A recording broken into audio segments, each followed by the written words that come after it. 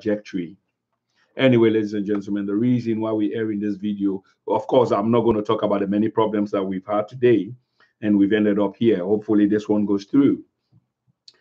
But I wanted to talk about policies based on evidence, how effective those could be for people of our kind that come from deprived areas, deprived countries that have the means, the wherewithal, the resources, the minerals, but it's not properly managed due to policies that are not effective, that are not thoroughly thought through. And in the end, they become toxic for us. And instead of benefiting from them, they become, the enemy of the people. In this regard, ladies and gentlemen, we do know that a plethora of corruption and maladministration of the African continent honestly has been the nemesis of development in the entire continent. And the country where I come from, Sierra Leone, is no exception. So we know that they lag behind what you would call strategies in the proper administration of revenue. The revenue end of things, they're really lagging behind. You could say corruption and many other things, but it's all back again into policy, which I want to talk about today. So what we're going to attempt to do here now is to look at how issues relating to that of accountability and transparency, pair them together. It's a commodity or an item or items that are very scarce. And these scarcity of this particular two items, accountability, I call them items, and transparency, are hurting the prospect of development through the kind of poor policies on whether you want to say mortality, the reduction of mortality and mortality rate, the unemployment of 60% of youthful population, which is having a backlash, much more social problems that trickles down again to the very government. So why not sort it out there, up there, before it comes down, because it ends up with you again. And then the citizens as a whole, en masse, they suffer, okay? Poor infrastructure. And there's always this vicious poverty cycle. And much more through that we could do to avoid all of these, if only we can think about public policy in the sense of well thought through academic research and etc. And this well thought through policies based on academic evidence is really, ladies and gentlemen, what I want to talk about today. To begin with, every policy research and analysis does ask questions. Every policy research and analysis does ask questions. Relevant questions, I would say, because that's the beginning of a carefully thought out process. That is the beginning. So questions that it will be asking will be like, why? Because if you put forth a policy, you have to know why you are putting forth the policy, or people are going to be questioning, why is it? That has to be thoroughly explained. Ladies and gentlemen, this is key. First question will be why? Why is the policy? And let's say something quickly. Let me say something quickly. Why the why question is effective in the pursuit of policy. Sometimes policies are not carefully or well thought through. Sometimes policies can be flux. Policies has to emerge from the effect. That's why the definition of policy in itself is kind of significant, because policy sounds simple, but it's complex. You might say it's basically rules on what an administration or a government or an authority does and what it doesn't do. It doesn't necessarily mean what it does. It also means what it doesn't do.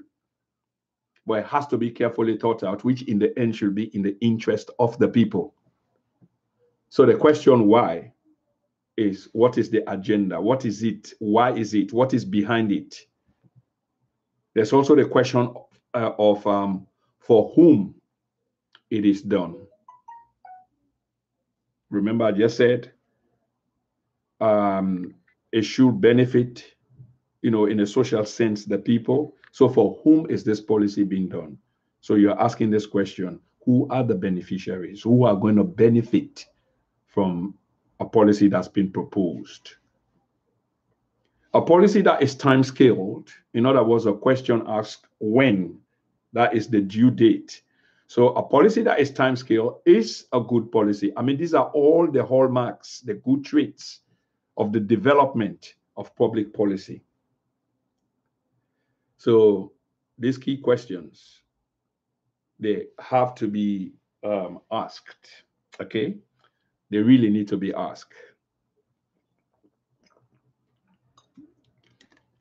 Another thing we need to be careful about in terms of public policy, again, that falls into the questions that I've just asked, but I'm just trying to reiterate, which is who commissioned the policy? Who commissioned it? So we want to look at the independence of the policy. So there are no ulterior motives that are certain, in the political realm of things. Who are those that are going to benefit? Because you can be in a position of trust, in a position of power, and you are enacting policies which you will derive the utmost benefit from because there are motives behind it. Instead of benefiting the people as a whole, in the end, the reason why you've commissioned or asked for this policy to be enacted is because you've got an ulterior motive which will be of benefit to you either in the now or in the near future.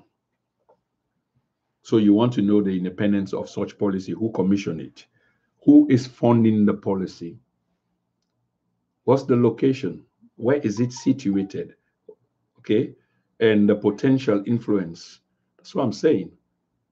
The potential influence that can be put or exerted on those that are responsible for developing the policy, the researchers, those that are looking into it. So if a politician has got ulterior motive, what's going to happen basically is they're going to exert pressure on the policymakers. That's why the time scale of the event is important. That's why the independence of the event is important, and many others to those questions that we've just asked. So in policy, public policy, there are two kinds of policies which are kind of significant, slight definition in meaning, variance in meaning.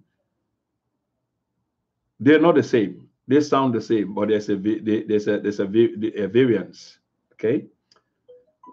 These two types are a policy of analysis and an analysis of policy. It's difficult for you to understand, the difference there because they almost sound alike. It's just like it's been reversed, it's been tweaked, most likely been reversed. A policy of analysis and an analysis for policy. So though they sound alike, let's bear in mind that there's a slight variance, there's a slight difference between the two. When you're conducting an analysis for policy, ladies and gentlemen, you eventually do one thing, which is you advise and you inform policy makers. You advise and inform policy makers. And what do you advise them on? The next step that they need to take. Again, two types of policy analysis: a policy of analysis and an analysis for policy. In conducting an analysis for policy, you eventually end up, ladies and gentlemen, informing, telling, helping the policymakers with what is supposed to be the next step that they need to take in the pursuit of the policy that they are working on. Cost-benefit analysis, impact analysis, forecast analysis. These are all the traits, and this is what these policymakers are going to be armed with. What this does do is it helps inform these policymakers on the decision process. We're running kind of late, ladies and gentlemen, so we'll try to make it a little bit fast because I want this video to end hopefully in half an hour's time. In this pursuit of policies that are evidence-based, that are supposed to be effective after asking all these questions, it is imperative upon us to move away from ideology and probably, or most likely, settle down to pragmatism, which will be, it will be almost science-based, if not science-based. Economic forecasting is central to all of this, because what this does again is it directly informs and help those that are trying to effect a policy on the decision-making process. Okay, that was policy of analysis. Remember, I said two, there are two. Now let's talk a little bit about analysis of policy. What this one does is it more or less refers to the in-depth understanding of the policy context, more or less the effective understanding of the policy output.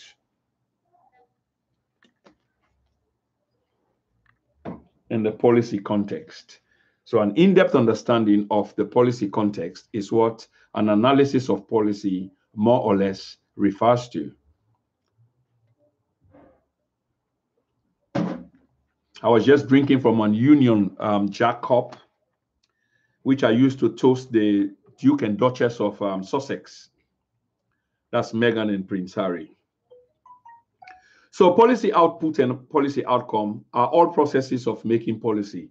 So within this, what we then do, we can then think of more scholarly approaches. I'm introducing the word for the first time after talking about academic-based evidence studies in terms of public policy or policy analysis.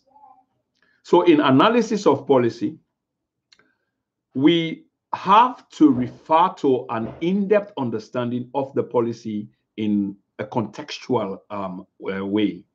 So the policy output and outcome are the processes of making a policy. So within this context, we can think of more of a scholarly approach to policy research. So understanding the context, ladies and gentlemen, of policy, the relationship, the process, the type of influences, the relationship among the many, many actors who will be partaking in the process,